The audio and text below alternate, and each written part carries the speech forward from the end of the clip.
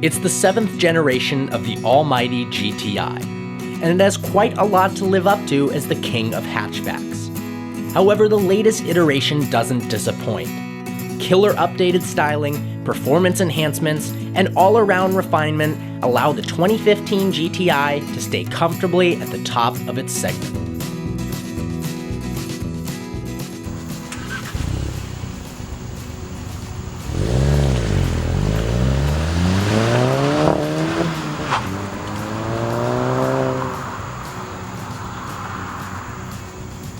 This car has a 2-liter turboed 4-cylinder producing 210 horsepower and 258 foot-pounds of torque.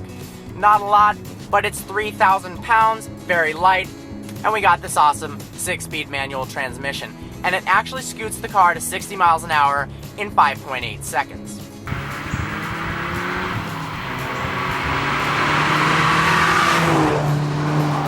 If you opt for the performance package, you get bigger brakes, 10 more horsepower, and most importantly, an electronically controlled limited slip differential.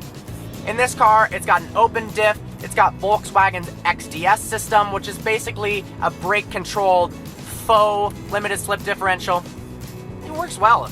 I'm a big fan of the way this car handles. Unlike the Ford Focus ST that we also reviewed, it does not have torque steer. It's so much more fun to drive when you're not getting the steering wheel yanked out of your hand.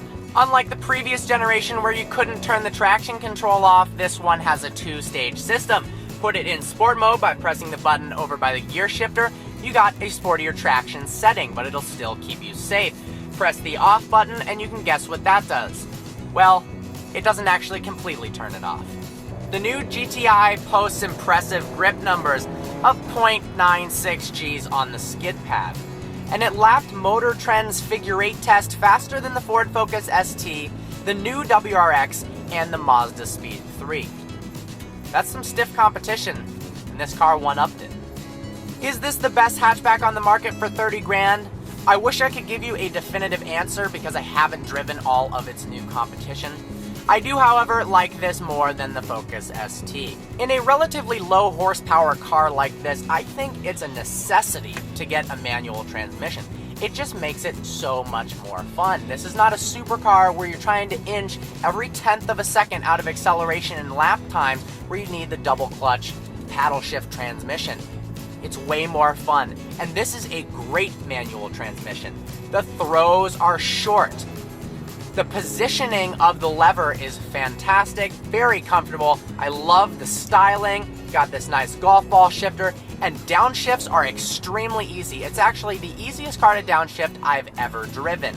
Going along at 40 miles an hour, pop it into second gear, take off. Even on upshifts, very seamless.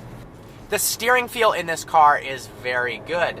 It doesn't have a lot of feedback through vibrations, but the weight is perfect and it really inspires confidence.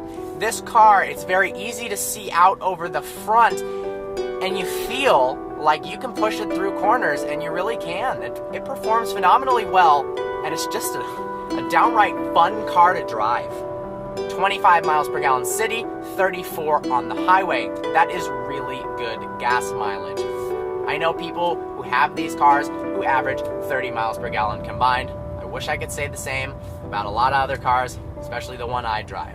It's a $30,000 car, so you're not expecting cream of the crop, but everything looks really good. This does not have the optional plaid seats. I'm thankful for it. I like the way they look.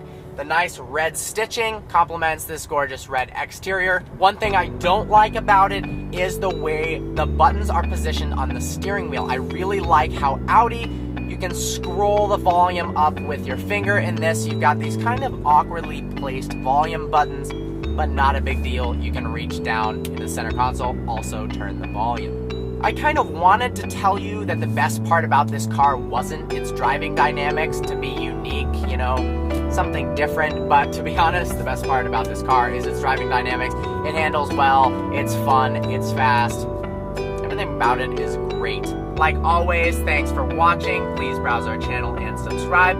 And if you have any cars you'd like to see us review, any tutorials you'd like to see us do, please leave a comment below and we'll try to get on that as soon as possible. And if if you could like us on Facebook, that would be great. Thanks for watching. Until next time.